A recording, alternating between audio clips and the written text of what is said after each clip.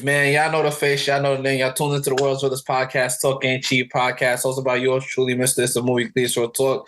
And I got a special guest here with me. As you know, I do not introduce my guests. I feel like I should change them when I do so. So, special guest, please introduce yourself. It's Shannon Richardson. Okay, my brother. Nice to meet you. Nice to see you. I said nice to meet you like I know you for at least 20 years now. So, Shannon, if people need to know who you are, who are you? What do you do? Why are we here today? So half of Staten Island probably knows me as the black lacrosse player. But I grew out of that now. Now I'm in real estate. I moved across the country, which I don't think many people know that part.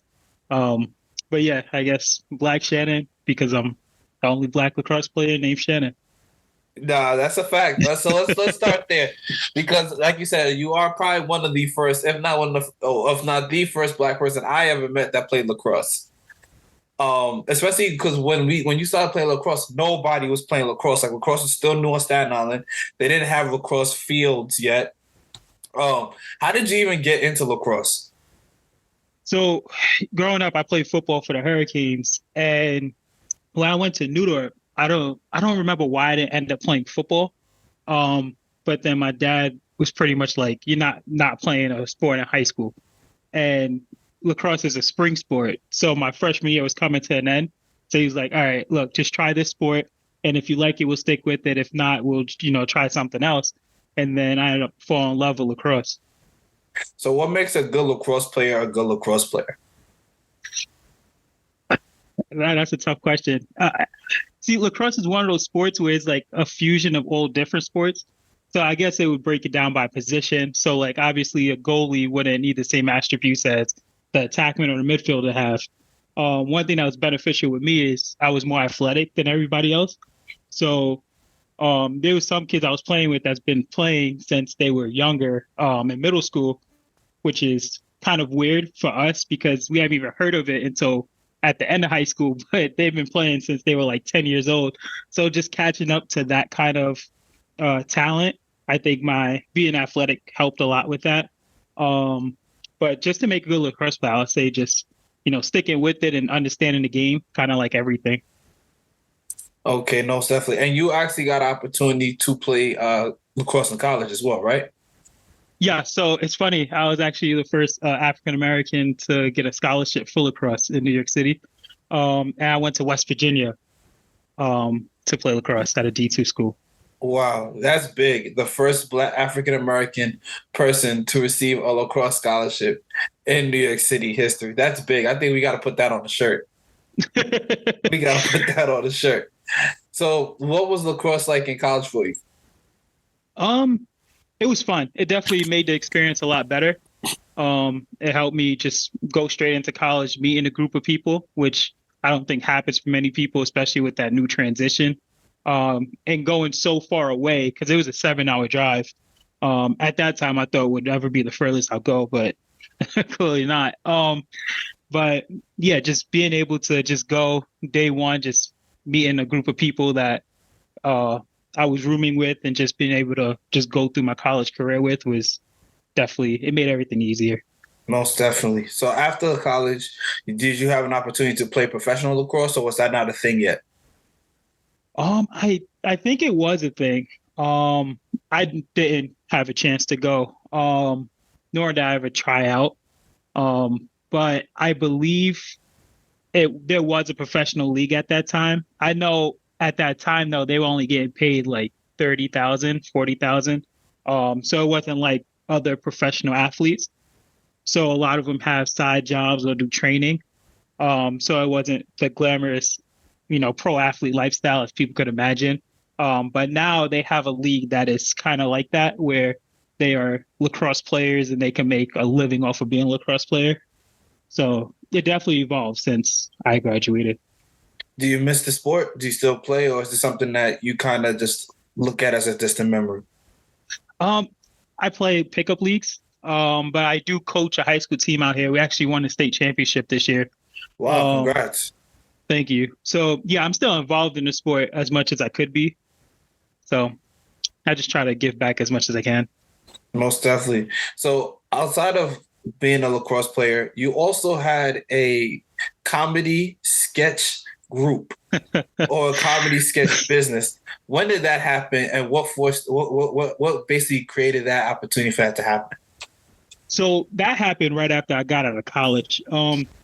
So it's funny because once I graduated, I just wanted to be just a marketer and just market anything I can, however I can market it.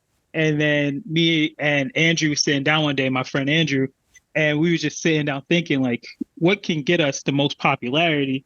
And then at that time, I believe Vine was kind of slowing up. That's when comedy skits were kind of just getting more popular, I guess I should say. So we was like, we might as well jump on this trend.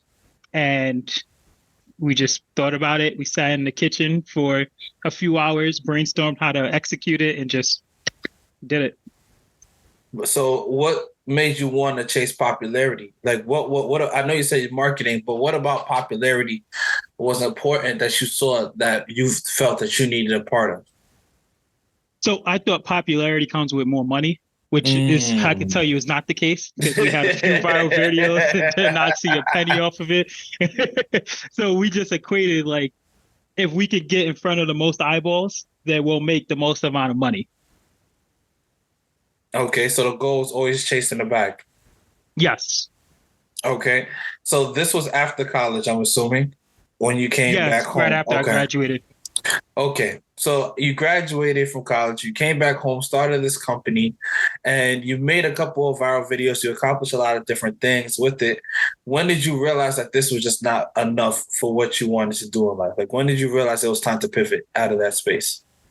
When we were spending a lot more money than we were making, we realized that we're definitely in the wrong path for the end goal. It was a great short-term goal because, a lot of people started reaching out to us about it. We actually ended up building a team full of writers and actors. So we became kind of like a little director group, I guess you can say, which is crazy to think about it now. In the moment, you're just doing it. So you don't really know like, wow, this is really getting crazy until you sit back and think about the memories like, wow, we really did that. But so, yeah, I realized that it was time to pivot once the money going out wasn't equating the amount coming in. And at that time also, we was also doing fitness videos, which wasn't as popular. So we was doing both at the same time. And then from there, we pivoted and started the marketing company. What's one thing you learned during that period of time from starting that company?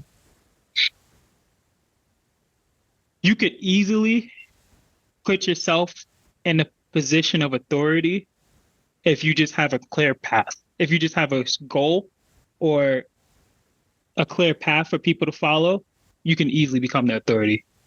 I love that. That's a great point. So after the videos and the company and the comedy sketches slowed up, what was the next move for you? Did you start another company, or did you go back to school, or what was the specific next step that you felt that you had to make to get to where you wanted to get to?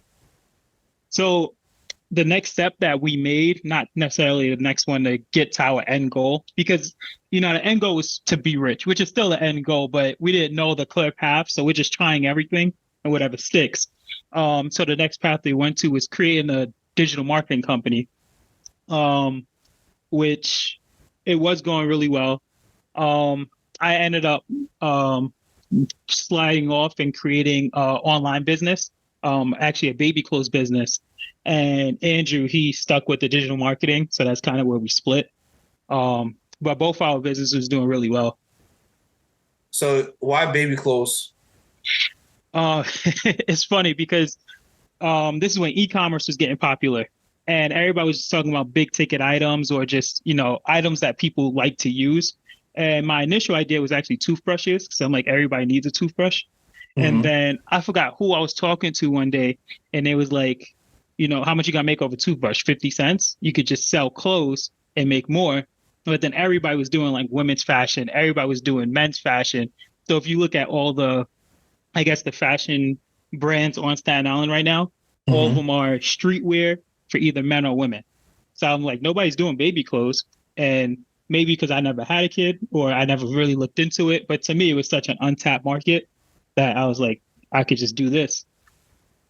So how did the business of baby clothes go? Like, what did you have to learn in order to be successful in being a baby clothes distributor? Expert.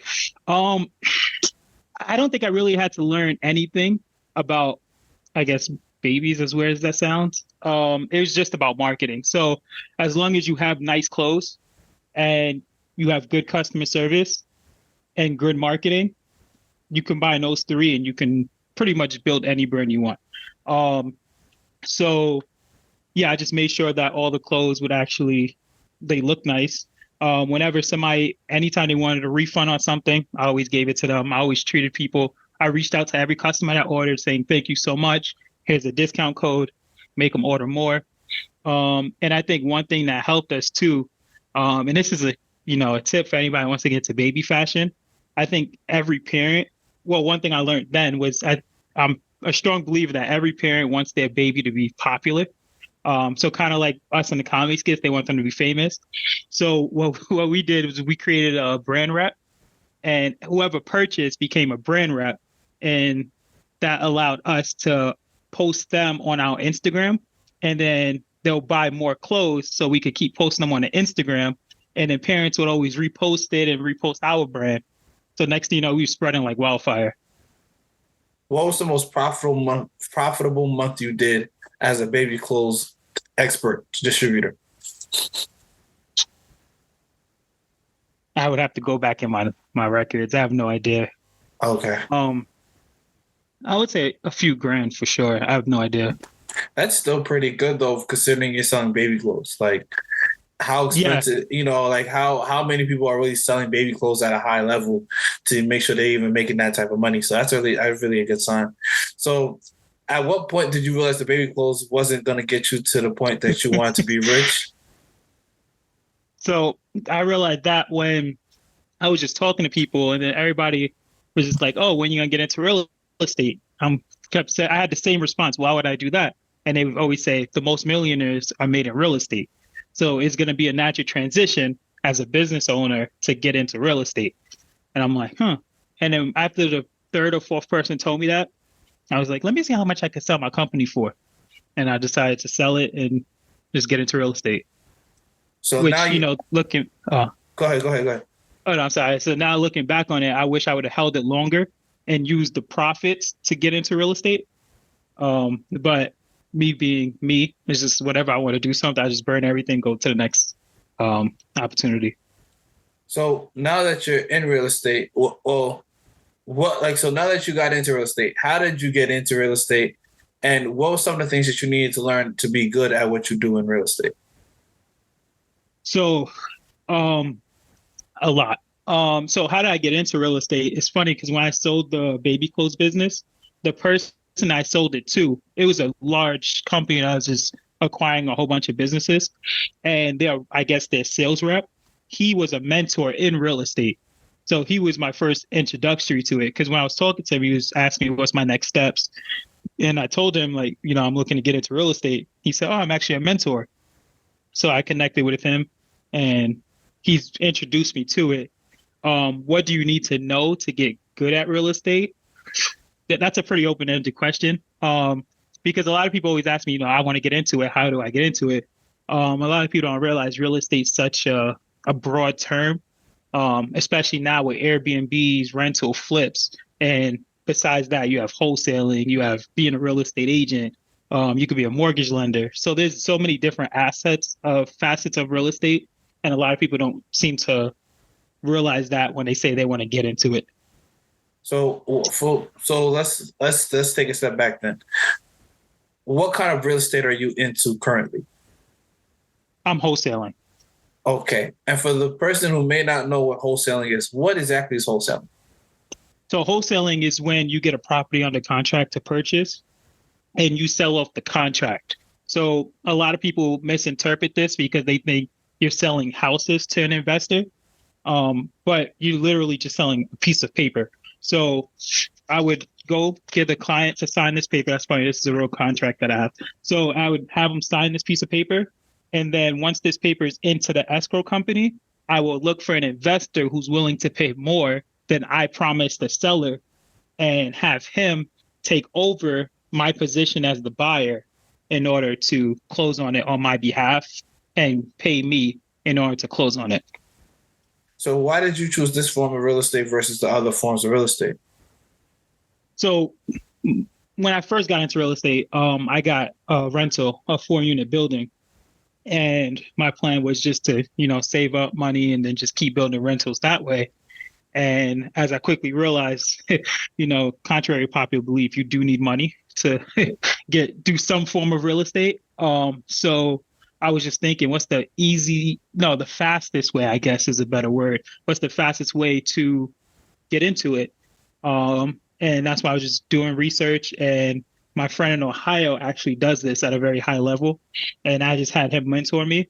I paid him and he taught me. I knew I could do it out here, especially since it's not such a demanding market. I just jumped into it. And when you say out here, where exactly is out here for those who may not know? Albuquerque, New Mexico, which is actually, still in the U.S. So what made you want to move to Albuquerque, New Mexico to pursue this real estate dream? So that's an even crazier story. So I was teaching while I was back in New York. Well, I was a para back in New York. And I was trying to get a house upstate in Albany. That didn't work. And I tried to get a house in Jersey, and that didn't work because I didn't qualify because of my my income. So I was just thinking to myself one day, I'm like, why am I boxing myself in to driving distance around, New York City when I could literally move anywhere I want, especially, being in education, being a Black male in education, we're needed all over the country.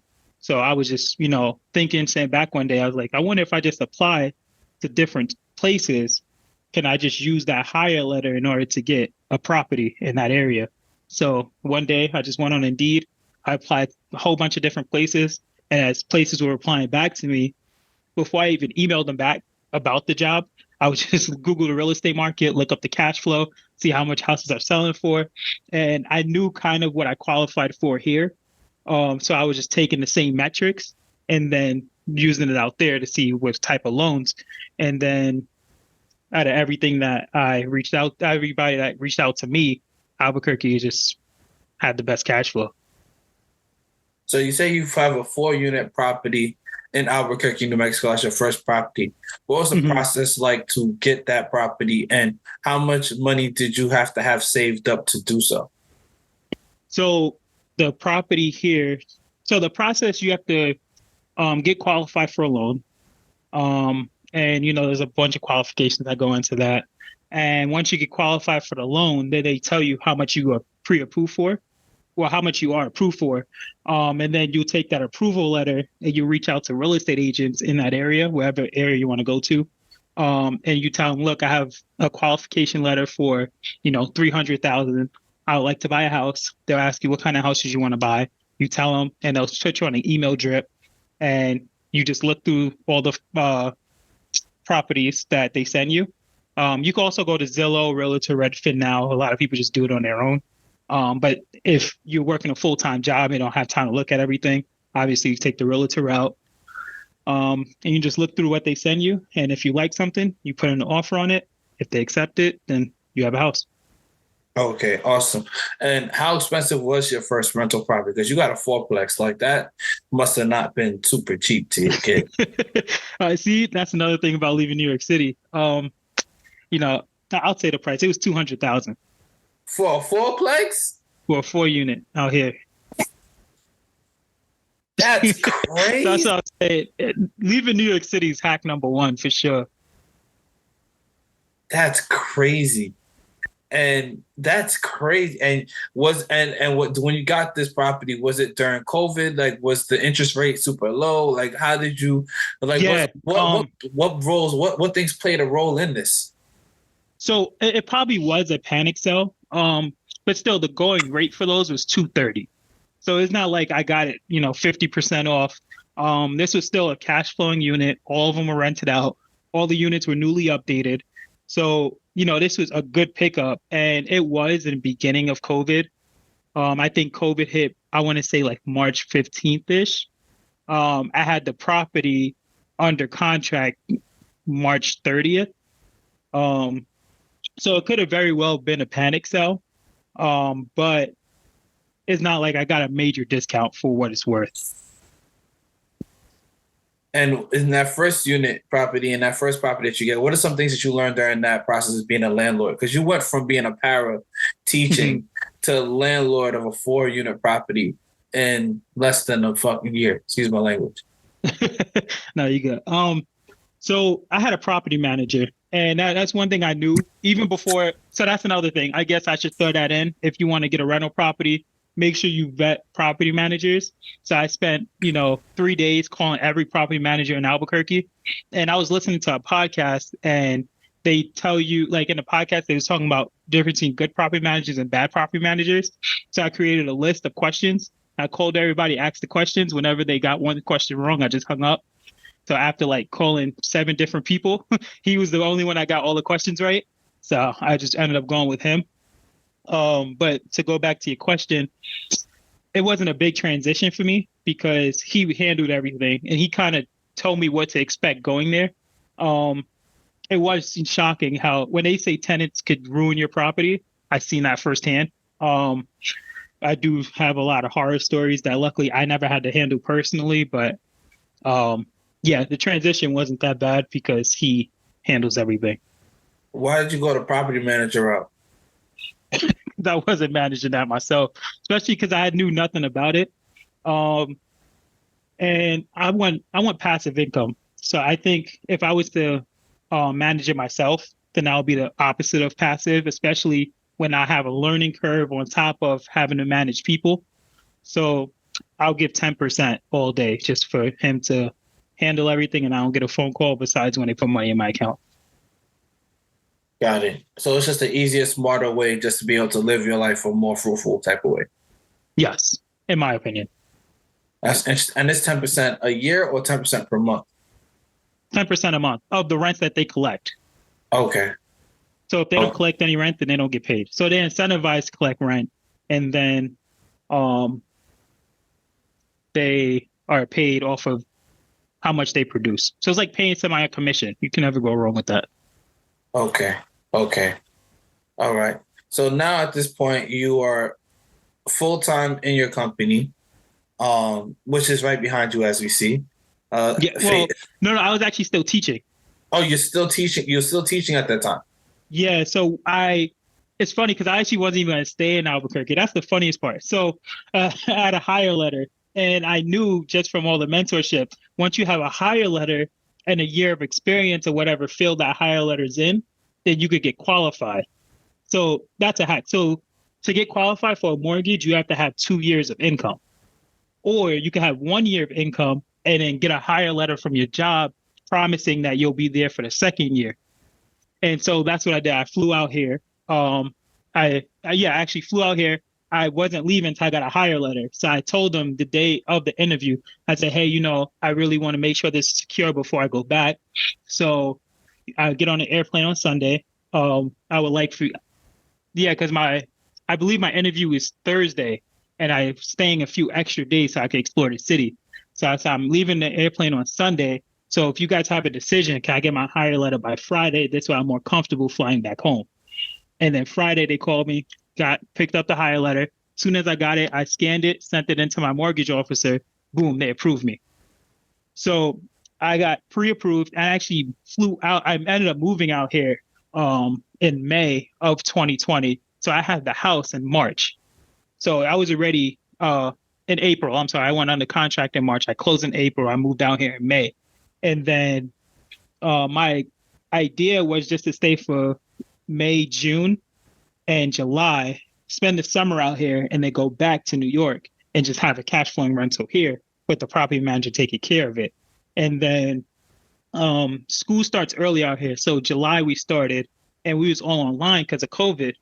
So I'm like, what's the point of going back if I'm just getting paid here to do nothing? Because I was a PE teacher, and we was doing online classes. So you can imagine how easy that was. So, and when August came, they started making us go back to the classrooms. And at that point I was on the fence saying, should I go back? am I really like a teacher? And then, because at that point I never taught, so I'm just learning on the fly how to run a classroom, how to um, create lesson plans, everything. And these were 40 student classes. So I was kind of nervous. And then after the third weekend, I'm like, oh, this is easy. And I just stayed. Wow. So what made you want to pivot out of teaching if things started to work out for you? So the first year I was teaching from 2020 to 2021. And then from 2021 to 2022, I actually got promoted to run the whole PE department as well as athletic director. So I was just in the office. I was pretty much running everything in my area, in my department. And then 3 teachers ended up getting in trouble and they all got fired. So they tried to put me back in the classroom. And at that point, maybe it was a little bit of ego, now that I'm thinking about it, but I just didn't like the way they approached it. Because there's like, you're going back in the classroom. And I was like, what if we just move these people around this way? I don't have to go back in. They said, no, we already made the choice. So me personally, I felt like if it's my department and you're making choices for me, then why am I even here? But yet when you need me to go do something that takes 3 hours of my day, you're not going to go do it. You want me to do it. So I just felt like that was kind of being underappreciated. And on top of that, I was already getting into wholesaling at the time. So my logic behind it was I'm making more money outside the building than in the building. And I'm also getting disrespected in the building and spending 12 hours a day for people that don't even acknowledge my opinion. So I'm like, I don't have to be here. And that's why I just decided to leave and get into wholesaling full time. Okay. So now you're in wholesaling full time. So where are you and what is the process like to be a good wholesaler? Like, where are you doing now? And what is wholesaling like now in the current climate? So right now I am, wait, what do you mean? Like, where am I? So like, where are you in Like your still in process? Albuquerque? Yeah. Like, Oh, okay. So yeah, right now everything's going really good. We have a nice flow of leads. We have a nice flow of, selling deals. Everything's going smooth. I think we're at the next part of the business where we're trying to scale. So we're looking to hire people, looking to take ourselves out the day to day. And I think it's just a process that needs to be built out, but it's definitely in a healthy step of the direction of business. so how did you start your business, your wholesaling business, and how and what are your goals outside of scaling financially? What are some of your financial goals that you hope to accomplish with your wholesaling business? So it's funny, this changes every month because last month you would have asked me, I would have said, I want to make a certain amount monthly through the wholesaling revenue. But now I'm starting to realize that's not even the case. I think my end goal, as of right now, if we have an interview later this year, it'll probably change. But right now, I want to buy the bigger unit buildings. So like a 10 unit, 20 unit, 30 unit buildings, because I think that's what's going to give me the financial freedom that I want, as opposed to building out the company and still having to manage people. Because at the end of the day, once you hire people, now you have to manage those people. And we all know managing people is harder than managing, An customers. asset, yeah. Yeah. So yeah, my next goal is to use the wholesaling company to make me more financially free by buying bigger unit buildings. Okay, awesome. So in your wholesaling process, I recognize that you did a lot of reading to get to this point. What are some books that you would recommend for people to read to be able to get really good in wholesaling? To get good in wholesaling, okay, I would say get good in business, and just being a better entrepreneur. So I would definitely recommend Rich Dad Poor Dad. That's a given. I'm sure everybody read that before. If you haven't, read that book alone. Definitely is going to change your life. Honestly, a new qualification for me for working with me, or even being in my mentorship, you have to read Rich Dad Poor Dad. So I highly recommend that book. Atomic Habits is a really good book. How to Win Friends and Influence People is a really good book too. I think those would be my top three. Awesome. Okay. So now, where are you at in terms of just being who you are? Like, how's your mental health? How is the process in terms of your mental health? What are your habits like? So for the first answer, my mental health, I guess my mental health is good. Maybe I'm just working so hard that I don't have time to consider if anything's wrong. But I don't know, everything's going good. My habits, I try to wake up early, get a good workout in. Sometimes I eat breakfast. I just started researching fasting, like 2 weeks ago. So sometimes I fast in the morning, sometimes I eat, depending on how I feel, how much of a rush I'm in. And then I work, just make calls until like 3, 4 p.m. And then at 4 p.m., I go home, start winding down for the day, I guess. I still take calls. I guess at 4 o'clock, I just take calls, but I'm just not in the office. And then I'll say by 8 o'clock, winding down and get ready for the bed. Okay, great. And in terms of like relationships, because we're young and family and all that stuff, how is that process going for you? Like being in Albuquerque, is there a lot of Black people there? No, you definitely know when you spot one. Wow. How But have you everybody been? here is nice too. So it's, there's a lot of Spanish people, as you can imagine, but even, the every race here is not really like, I don't know, like the South Shore of Staten Island. I don't know if that's politically correct, but I could be treated. I'm treated better here than I was back on that side. Mm-hmm. No, I feel that completely. And I'm just happy for you if I have to say anything, just because of just knowing how far you've come in just this process and just how far you want to take it. If people want to follow you, get connected with you, even join your mentorship, how can they do that? How can they go about doing so? So they could reach out to me on my Instagram, Black_Shannon. You can. I always have a business page, Triple Keys LLC. I believe it's connected to the Black Shannon account. So if you go there, you could just DM me. I'm always glad to share knowledge. I do have a mentorship. Half the time I'm talking to people for free anyway. So reach out to me. I'll give you my number and we can just hop on the phone. Awesome. Is there anything that you feel that we need to discuss that we haven't discussed? Any questions you have for me? Anywhere I could be a resource or asset to you?